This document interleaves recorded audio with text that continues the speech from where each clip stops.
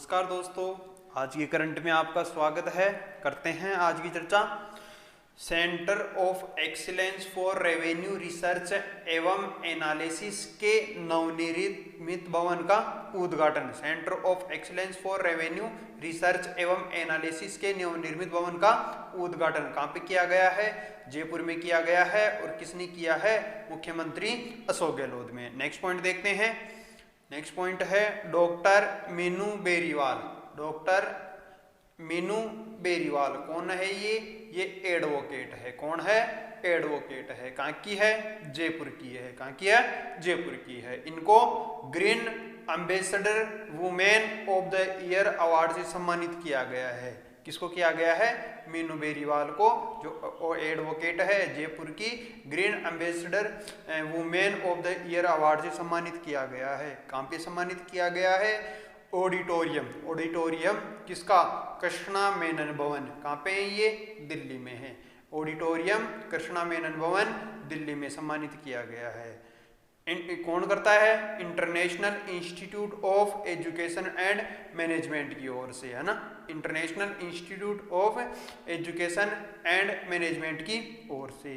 किस कारण किया गया? क्या कारण है इनको सम्मानित किए जाने का? तो इनको सम्मानित किए जाने का कारण है काउंसिल के क्षेत्र में विशिष्ट योगदान के लिए। काउंसिल के क्षेत्र में विशिष्ट योगदान के लिए, है ना। तो केवल मेन चीज ये याद ध्यान रखनी है। मीनू बेरीवाल जो कौन है? एडवोकेट है। कहाँ की है? जयपुर की है। किस सम्मान से सम्मानित किया गया है? हरी बात समझे। और कहाँ सम्मानित किया गया है, बस इतना ध्यान रखना है। बाकी ये एक्स्ट्रा नॉलेज है ना। नेक्स्ट पॉइंट देखते हैं। International BRICS research conference. International BRICS research conference कहाँ पे आयोजन हुआ है इसका आयोजन हुआ है कोटा में, है ना। कहाँ पे हुआ है? कोटा राजस्थान में। क्यों किया गया है? तो इसका उद्देश्य अनुसंधान को बढ़ावा देने के लिए, है ना। किसका? इंटरनेशनल ब्रिक्स रिसर्च कॉन्फ्रेंस का आयोजन कोटा जिले में हुआ है। इसका उद्देश्य क्या है? अनुसंधान को बढ़ावा देना। तो एक बार ब्रिक्स के बारे में चर्चा कर लेते हैं। ब्रिक्स तो क्या मीनिंग होती है? BRICS। B for Brazil, R for रूस, I for India, C for China और S फॉर साउथ अफ्रीका। देखो ये रेगुलरली चलता है। कैसे चलता है? सबसे पहले बी का नाम बी फॉर पहले होता है ब्राजील में, उसके बाद कहाँ पे होता है इसका आयोजन? रूस में, फिर इंडिया में, फिर चाइना में। 2022 में चाइना में हुआ है और 2023 में कहाँ पे होगा? ये होता है कहाँ पे? साउथ अफ्रीका में, है ना। तो ध्यान रखना इसका, है ना। तो ये ऐसे रेगुलर चलती रहती है ये, है ना। नेक्स्ट देखते हैं। तो ये चर्चा कर रहे थे अपन कि ब्रिक्स की फुल फॉर्म देखी। B for Brazil, R for रूस, I for India, C for China और S फॉर साउथ अफ्रीका। जब इस संगठन का जब निर्माण हुआ था तो इसमें केवल 4 ही देश थे, ब्राजील, रूस, इंडिया और चाइना। मतलब केवल कि क्या नाम था इसका नाम था ब्रिक, BRIC, S नहीं था इसमें। कब हुआ था इस संगठन का निर्माण? इस संगठन का निर्माण हुआ था कभी? 2009 में हुआ था। और 2010 में इसमें कौन ऐड हो गया? साउथ अफ्रीका ऐड हो गया 2010 में, है ना। तो इसका नाम ब्रिक्स बन गया। क्या बन गया? ब्रिक्स बन गया। तो इसका शिखर सम्मेलन होता है वो 2022 में कहाँ पे हुआ था? चाइना में। 23 में कहाँ होगा? साउथ अफ्रीका में। फिर 24 में ब्राजील, 25 में रूस। मतलब ये रेगुलर रूप से चलता रहता है। जिस जैसे मीनिंग्स है ना वैसे वैसे चलता रहता है। और देखते हैं आगे का पॉइंट। नेक्स्ट है योगाभ्यास कार्यक्रम। देखो एक योगाभ्यास है ना, योग दिवस है ना 21 जून को, विश्व योग दिवस मनाते हैं ना 21 जून को। तो योगाभ्यास कार्यक्रम, है ना। इसका योग का अभ्यास करेंगे, मतलब तैयारी करेंगे। कब करेंगे? 2 मई 2023 को, है ना। जून में 21 जून को, लेकिन तैयारी कब कर रहे हैं? 2 मई 2021 को। कहाँ किया जाएगा?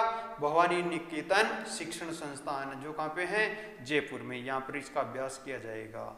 इसमें कौन शामिल होगा? इसमें शामिल होगा केंद्रीय आयुष मंत्री सर्बानंद सोनोवाल, ये होंगे। इनके साथ सांसद, विधायक और मंत्रालय के अधिकारी ये शामिल होंगे। और इनके साथ अभ्यास के लिए 2000 से भी अधिक लोगों के भाग लेने की संभावना है। तो ये इंपॉर्टेंट पॉइंट है। ये किसकी तैयारी कर रहे हैं? अंतर्राष्ट्रीय योग दिवस की तैयारी की जाएगी। कहाँ पे? भवानी निकेतन शिक्षण संस्थान जयपुर में है। नेक्स्ट पॉइंट देखते हैं। अपूर्वी चंदेला की चर्चा करते हैं। इनका कहाँ से संबंध है? इनका संबंध है जयपुर से। कहाँ से हैं? जयपुर से। और ये कौन है? निशानेबाज है। कौन है? निशानेबाज। हाल ही में विद्या वारिदी की मानक उपाधि से सम्मानित किया गया है। विद्या वारिदी मानक उपाधि से सम्मानित किया गया है। ये उपाधि कौन देता है? ये उपाधि देता है जगत गुरु रामानंदाचार्य, है ना, राजस्थान संस्कृत विश्वविद्यालय मदाओ जयपुर, है ना। यहाँ पे मदाओ भी कर लेना, मदाओ पीपला ना, ये अपने पड़ोस में है भाई, मेरे से 2 किलोमीटर दूरी पर ही है ना। तो इसकी चर्चा करते हैं। ये देता है ना जगत गुरु रामानंदाचार्य राजस्थान संस्कृत विश्वविद्यालय, है ना। इसे सम्मानित किसने किया था? कहाँ किया गया था? तो राजभवन के दरबारा हॉल, जो राजभवन राज्यपाल का भवन होता है ना, उसके दरबारा हॉल में कुल अधिपति कौन होता है? राज्यपाल होता है। राजस्थान की जितने भी विश्वविद्यालय ना राजस्थान सरकार के, उनका कुल अधिपति कौन होता है? राज्यपाल होता है। तो ये सम्मानित में एक तो कौन था?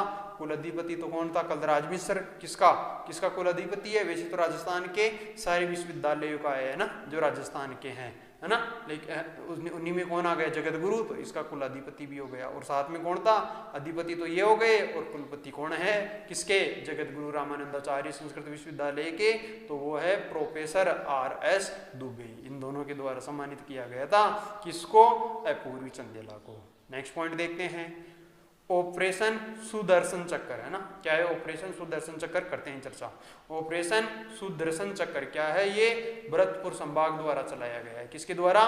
भरतपुर संभाग द्वारा। ऑपरेशन सुदर्शन, है ना। देखो सुदर्शन, है ना, सुदर्शन चक्र जानते हैं ना अपन, ये कृष्ण जी के हाथ में था। किसके? कृष्ण जी, विष्णु जी, है ना, विष्णु जी या कृष्ण जी, जो इनके हाथ में था। तो अगर मान लेते हैं अपन कृष्ण जी से मानते हैं, किससे? कृष्ण जी। तो कृष्ण जी का संबंध राजस्थान के पूर्वी जिलों से है ना। तो पूर्वी जिलों में कौन आएगा? भरतपुर संभाग। कौन आएगा?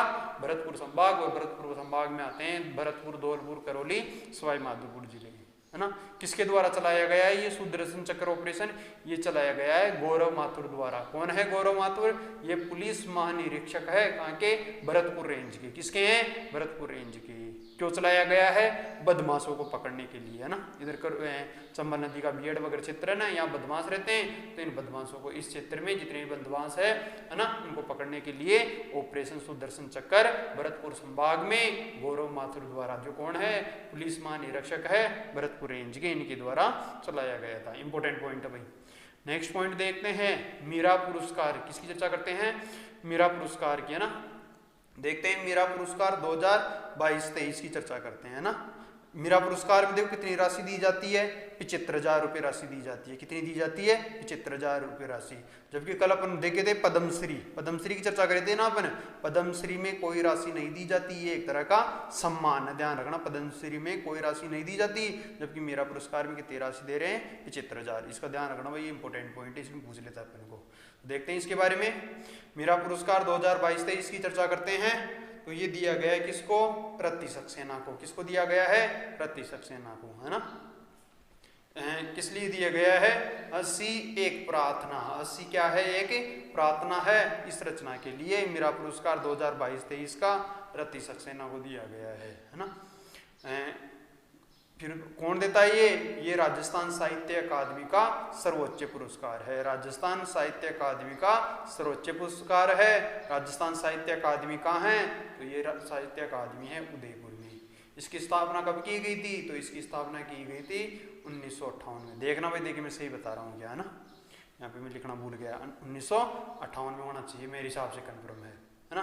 नेक्स्ट देखते हैं, इसके वर्तमान अध्यक्ष कौन है? तो इसके वर्तमान अध्यक्ष है दुल्लाराम सहारण। दुल्लाराम सहारण राजस्थान साहित्य अकादमी के, है ना, जो उदयपुर में है, इसके कौन है? अध्यक्ष है। और इसने 2022-23 का कौन सा मीरा पुरस्कार किसको दिया गया है? रत्ती सक्सेना को दिया गया है 80 एक प्रार्थना रचना के लिए। कुछ एक और देखते हैं।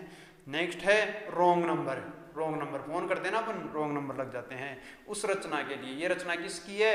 ये है अजय अनुरागी। किसकी? अजय अनुरागी की है ये रचना, है ना। इसके लिए इन्हें देवीलाल सामर पुरस्कार दिया गया है। देवीलाल सामर पुरस्कार रॉन्ग नंबर रचना के लिए किसको?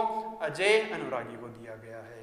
नेक्स्ट पॉइंट देखते हैं, हाल ही में राजस्थान की प्रमुख समितियां। देखो अभी हाल ही में राजस्थान की कुछ प्रमुख समितियां चर्चा में रही है ना, तो इनकी चर्चा करते हैं अपन। पहले हैं विजय व्यास समिति। देखो व्यास, है ना, व्यास से बनाएंगे अपन इसका आंसर, है ना। विजय व्यास समिति, तो इस समिति का निर्माण क्यों गया है, परीक्षाओं के सुचारू रूप से संचालन के लिए, राजस्थान में जितने भी कंपटीशन वगैरह एग्जाम हो रहे हैं ना, इनका संचालन करने के लिए, है ना। तो अब इनका व्यास खूब बड़ा है, व्यास खूब बड़ा है। व्यास क्या होता है, मान लो ये व्रत है ना, ये त्रिज्या हो गई और ये इसका क्या हो गया, व्यास। तो बढ़ता ही जा रहा है ना, देखो बढ़ता ही जा रहा है व्यास। कैसे बढ़ रहा है, रेट देखो 2019 में स्टार्ट हुई थी और बढ़ती बढ़ती ये बढ़ेगा, इसका व्यास भी बढ़ेगा, बढ़ी ही जा रही है ना, एंड ही नहीं हो रहा इसका। तो इसके लिए व्यास समिति का निर्माण किया गया है, किसके लिए, परीक्षाओं को सुचारू रूप से चलाने के लिए। फिर राम लुभाया ने खूब लुभाया है भाई अपन को, है ना, राम लुभाया समिति ने खूब लुभाया है। 33 से डायरेक्ट कितने कर दिए, 33 से कर दिए 50, कितने कर दिए, 50 कर दिए ना। तो राम लुभाया समिति ने, अभी तो 10 और बढ़ने की चर्चा है।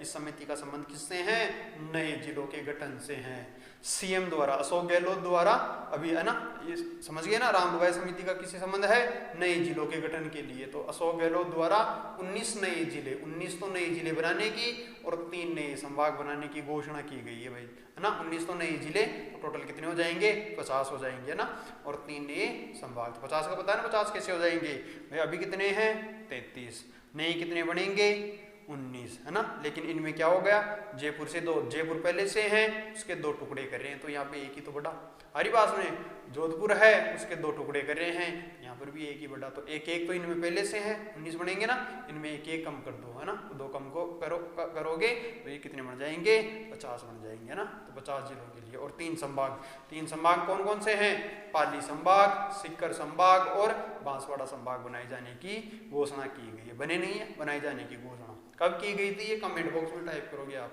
है ना।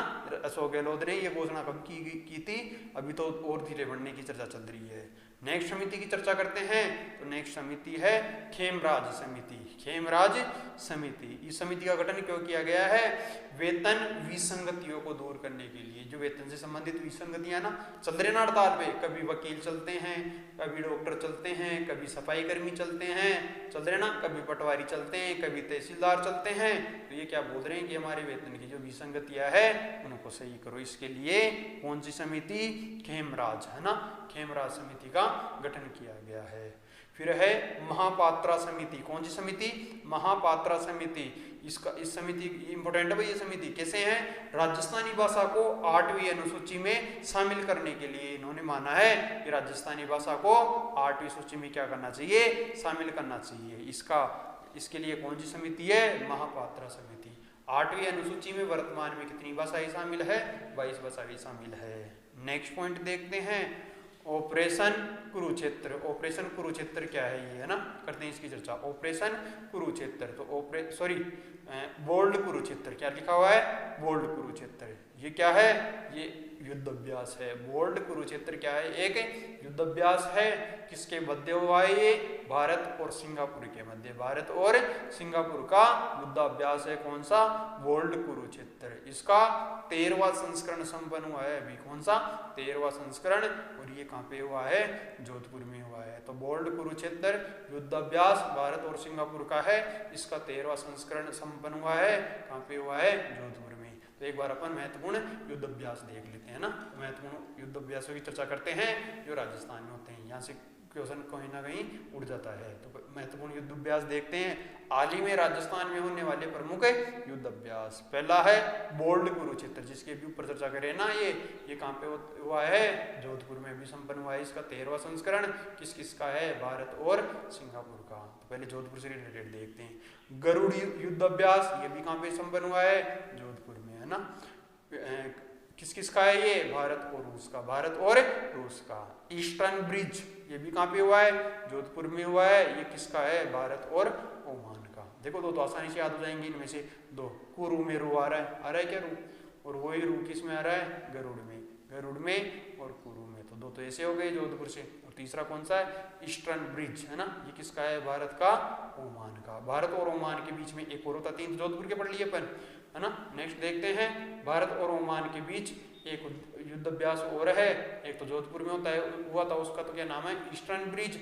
जबकि एक हुआ था अल नजा है। कौन सा? अल नजा है। ये कहाँ पे हुआ था? महाजन में। ये भारत और ओमान के बीच ही है। अल नजा है ये कहाँ पे हुआ था? महाजन, जो कहाँ पे है? बीकानेर में है।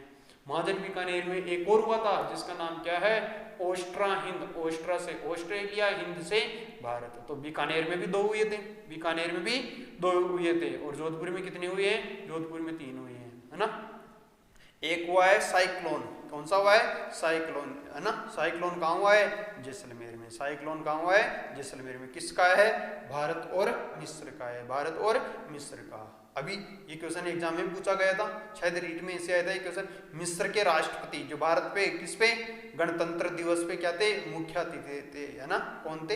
ये कमेंट में बताओगे आप, है ना। विषय पर आगे चर्चा करेंगे इसकी। आप कमेंट बॉक्स में टाइप करना कि साइक्लोन जैसलमेर में हुआ था, ना। और भारत और मिस्र के बीच में हुआ था साइक्लोन। और मिस्र के वर्तमान राष्ट्रपति कौन है?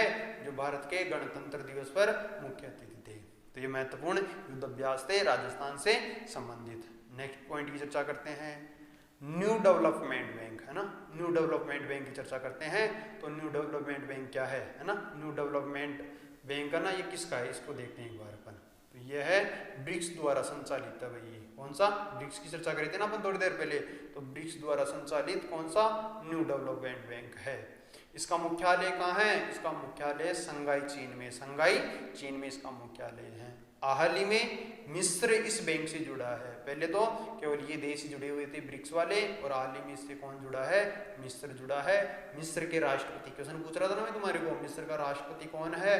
अब्दुल फतेह अल सीसी। अब्दुल फतेह अल सीसी ये मुख्य अतिथि थे इंडिया के या भारत के। कब? गणतंत्र दिवस 2023 में। ये क्वेश्चन अभी किसी पेपर में पूछा था, मेरे दिमाग से निकल रहा है ना। शायद हाई कोर्ट एलडीसी में पूछा था ये क्वेश्चन, है ना।